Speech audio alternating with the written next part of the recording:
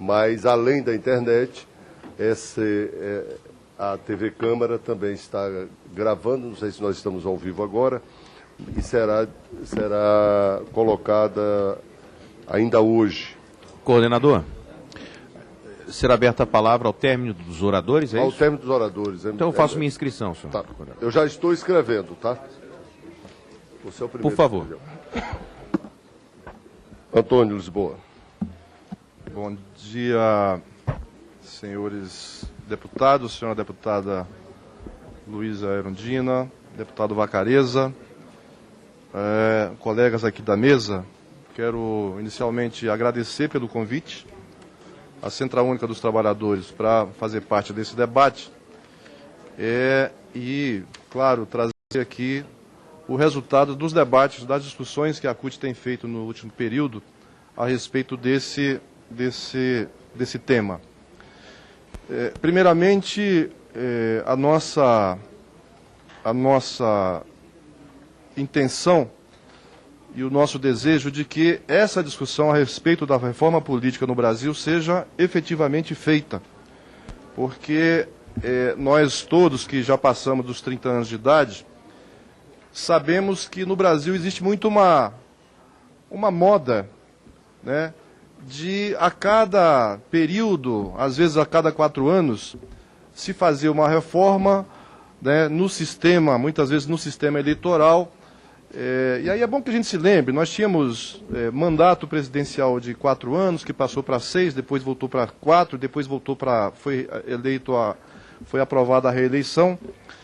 E é sempre esse um processo de reformas, deputado Vacareza, que com a intenção ou com a vontade de se fazer algumas alterações e melhorar o sistema eleitoral, na verdade, faz-se mudanças para que nada aconteça de novo, para que nada mude. Concordo com o juiz Marlon de que eu acho que esse é um momento muito importante para nós, para todos nós democratas, porque o que a gente tem visto, né, viu no último mês, mas tem visto diariamente, é a população querendo se manifestar. E se a população quer se manifestar porque ela não se sente, né, não sente espaço de manifestação para discutir política no Brasil. Então, essa é uma responsabilidade muito grande do parlamento, mas eu reconheço que é uma responsabilidade muito grande de todos nós, adultos, cidadãos brasileiros, cidadãs brasileiras, para que a gente possa evoluir para um sistema político que, de fato, represente, né, a complexidade da sociedade brasileira.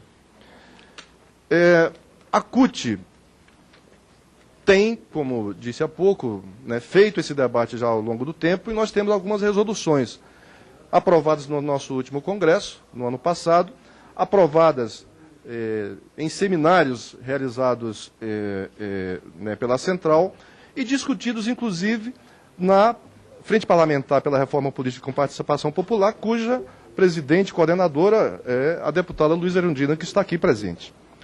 Quais são as posições que a CUT tem aprovadas nas suas resoluções? Primeiro, financiamento público integral de campanha. E aí eu quero registrar aqui ao juiz Marlon que, evidentemente, a CUT está aberta para discutir a proposta realizada pelo MCCE e também pela OAB, mas a nossa posição, né, tirada em resoluções de Congresso e em seminários, é financiamento público integral de campanha. Depois eu quero rapidamente voltar a essa questão. Segundo, o voto proporcional. Terceiro, o voto em lista pré-ordenada. Ou seja, garantindo, né, a ordem de lista, garantindo, inclusive, a distribuição de gêneros na lista partidária. Terceiro, a garantia, né, de que as representações das minorias tenham também, né, maior condição de participação. E é bom que a gente se registre, eu não sei se eu estou enganado, mas que me vem à memória, nós tivemos aqui no parlamento um único deputado indígena que se reconhecia, né, oficialmente como indígena, que foi o deputado Mário Juruna, já tem uns 30 anos isso, né?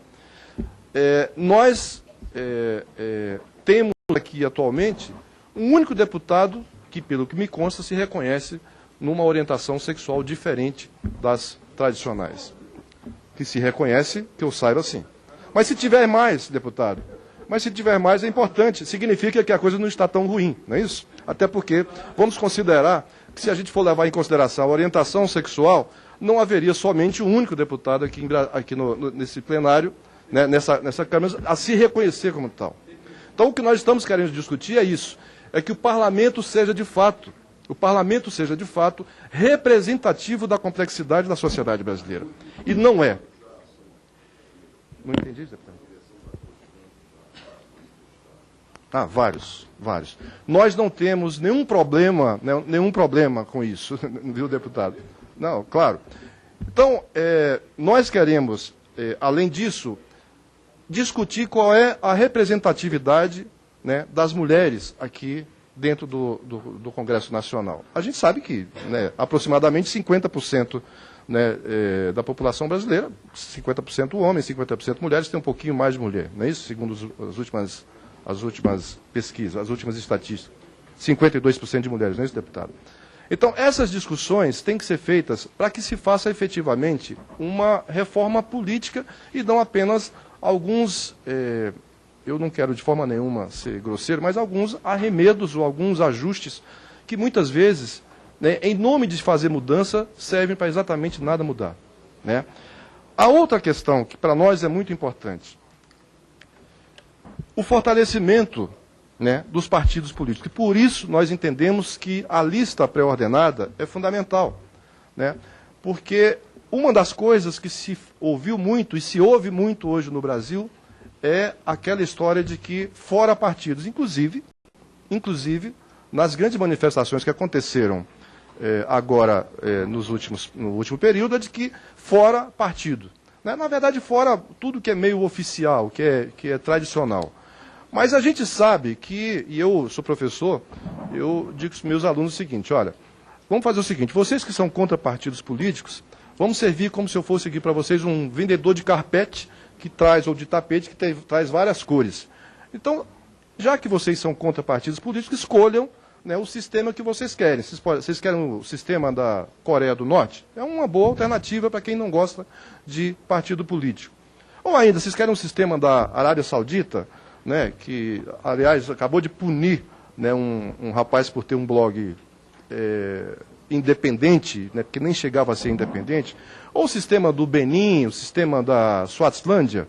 Quer dizer, se nós não discutirmos isso, né, com profundidade, nós corremos o risco, deputado Vacareza, de, mais uma vez, frustrar, né, a população, que, conforme a pesquisa feita pelo MCCE e OAB, quer a reforma política, mas, em nome de uma reforma política, o resultado dela, né, se dá conta de que nada mudou, de que nada vai mudar, e aí sim a situação tende a se complicar, né? Por isso, a gente tem essas preocupações e, para concluir, nós temos algumas preocupações que para nós são fundamentais. A primeira é que essa reforma política, além dessas propostas que eu acabei de citar, tem uma outra coisa que é preciso a gente discutir, que é o fortalecimento da democracia participativa.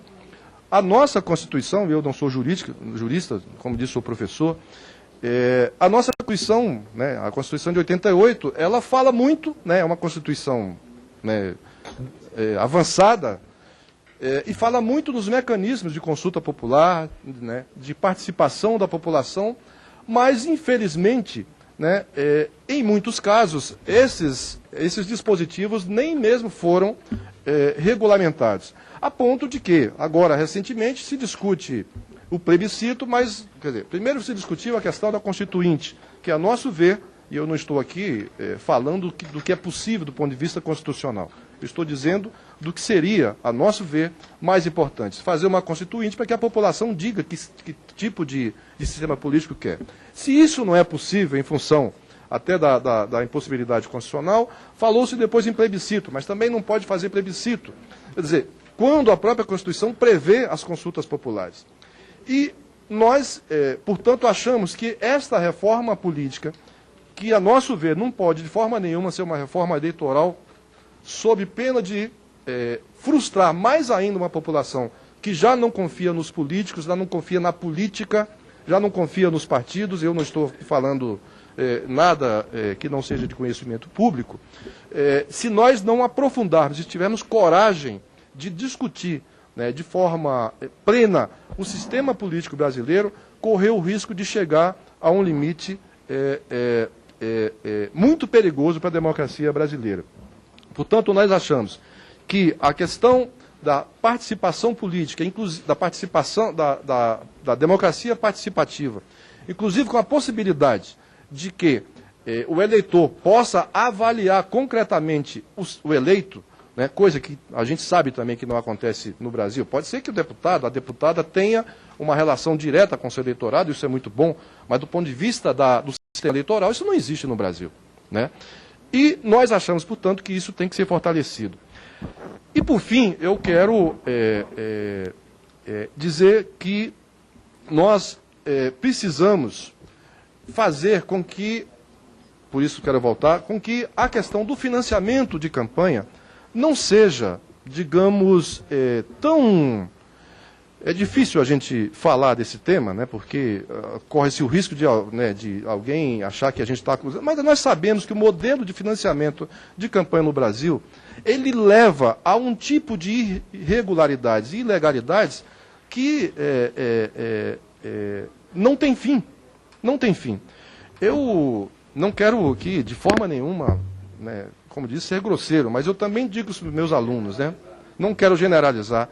Mas um dia um aluno me pergunta, mas professor, o senhor defende financiamento público de campanha? O senhor quer que a gente ainda banque campanha de político? E eu falei, o Sérgio, o nome do meu aluno, o problema é que na maioria dos casos, ou em boa parte dos casos, o financiamento público de campanha já existe. E eu não estou falando aqui do fundo partidário. O financiamento público de campanha já existe. O problema é que é ilegal, né? Eu acho que... Então, é preciso que a gente comece a discutir efetivamente isso. Concluo dizendo, deputado Vacarezza, que os senhores e as senhoras, né, parlamentares têm uma responsabilidade imensa nesse momento. Imensa. Primeiro porque tem a responsabilidade de fazer algo diferente das tentativas ou dos remedos feitos anteriormente. E segundo, uma responsabilidade histórica de transformar efetivamente o sistema político no Brasil, e como disse o juiz Marlon, não transforma o sistema político, transforma o Brasil. Porque grande parte das pautas, né, que inclusive foram cobradas nas ruas, são pautas que têm que passar pelo parlamento. Mas essas pautas só serão discutidas na medida em que o sistema político tiver a representatividade da complexidade da sociedade brasileira. Eu concluo por aqui. Muito obrigado. Senhor Valdir Vicente de Barros, secretário de Políticas Públicas da UGT, União Geral dos Trabalhadores. Bom dia aos senhores deputados, à deputada Erundina, especialmente o presidente Vacarezza, por ter convocado as centrais sindicais, primeiramente, e eu creio que, conforme o senhor colocou, serão chamadas as demais representações da sociedade civil,